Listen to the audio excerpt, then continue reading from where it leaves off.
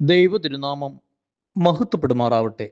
വലിയ നോമ്പിൻ്റെ 2025 25-ാം പ്രഭാതമാണ്. നമുക്ക് ദൈവത്തെ ഒന്ന് സ്തുതിച്ച് പ്രാർത്ഥിക്കാം, ദൈവത്തെ മഹത്വപ്പെടുത്താം. വലിയ നോമ്പിൻ്റെ 2-ാം പകുതിയിലേക്ക് നമ്മൾ പ്രവേശിച്ചു. ആദ്യ പകുതി കഴിഞ്ഞുപോയി.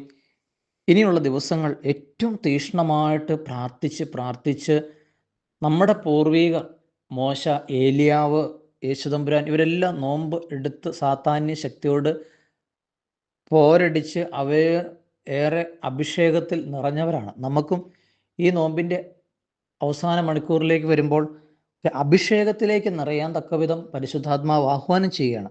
അതുകൊണ്ട് ഈ പ്രഭാതത്തിൽ പരിശുദ്ധാത്മാവ് നമ്മെ ശക്തമായിട്ട് നമ്മോട് ആഹ്വാനം ചെയ്യുന്നത് എബ്രായർ 3:7-8 തിരുവചനങ്ങൾ ഒന്ന് ചേർന്ന് വായിക്കാം. പരിശുദ്ധാത്മാവ് പറയുന്നത് പോലെ ഇന്ന് നിങ്ങൾ അവിടുത്തെ സ്വരം ശ്രവിക്കുമ്പോൾ മരുഭൂമിയിലെ പരീക്ഷണകാലത്തുണ്ടായ പ്രകോപനത്തിൽ എന്ന പോലെ നിങ്ങളുടെ ഹൃദയം കഠിനമാക്കരുത്. ഓർമ്മപ്പെടുത്തലാണിത്. നമ്മുടെ ഹൃദയം ഒരിക്കലും നമ്മൾ കഠിനമാക്കരുത്. എപ്പോഴാണ് കഠിനമാക്കരുതെന്ന് പറയുന്നത്?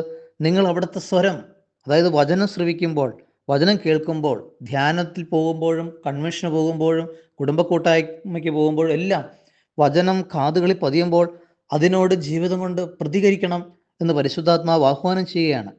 വീണ്ടും എബ്രായർ 4:7 പറയുകയാണ്, ഒരു പ്രത്യേക ദിവസം, അതായത് ഇന്ന് നിശ്ചയിക്കപ്പെട്ടിരിക്കുന്നു. അവിടുന്ന് മുമ്പ് പറഞ്ഞിട്ടുള്ളതുപോലെ ദാവീദ് വഴി വീണ്ടും പറയുന്നു, ഇന്നെങ്കിലും നിങ്ങൾ അവൻ്റെ സ്വരം ശ്രവിച്ചിരുന്നെങ്കിൽ എത്ര നന്നായിരുന്നു. ചങ്ക് പൊട്ടി കർത്താവിൻ്റെ ഒരു വാഗ്ദത്വമാണത്.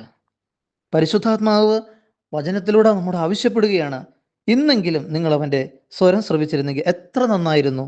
നിങ്ങളുടെ ഹൃദയം കഠിനമാക്കരുതേ എന്ന് ആവർത്തിച്ച് പറയുകയാണ്. സഹോദര സഹോദരി, ഈ നോമ്പിൻ്റെ ഇനിയുള്ള മണിക്കൂറിലെങ്കിലും ഓരോ വചനത്തോടും നമുക്ക് ജീവിതം കൊണ്ട് ഒന്ന് ആമീൻ പറഞ്ഞ് അതൊന്ന് ജീവിതത്തിലേക്ക് എഴുതിയും പ്രാർത്ഥിച്ചും ഉരുവിട്ട് ഒരു 10 വചനം വെച്ചെങ്കിലും നമുക്ക് ഒരു ദിവസം പഠിക്കുവാൻ പരിശുദ്ധാത്മാവ് സഹായിക്കട്ടെ. അങ്ങനെ വചനത്തിൻ്റെ ആത്മാവിനാൽ നിറഞ്ഞ് കവിഞ്ഞ് അഭിഷേകമുള്ള ഒരു വലിയ നോമ്പെടുക്കുവാൻ പരിശുദ്ധാത്മാവ് സഹായിക്കട്ടെ. നിങ്ങൾക്ക് എല്ലാവർക്കും വേണ്ടി പ്രാർത്ഥിച്ചുകൊണ്ട് പ്രാർത്ഥനാപൂർവ്വം പുത്തൂർക്കുടലിൽ ജയ്മോനച്ചൻ.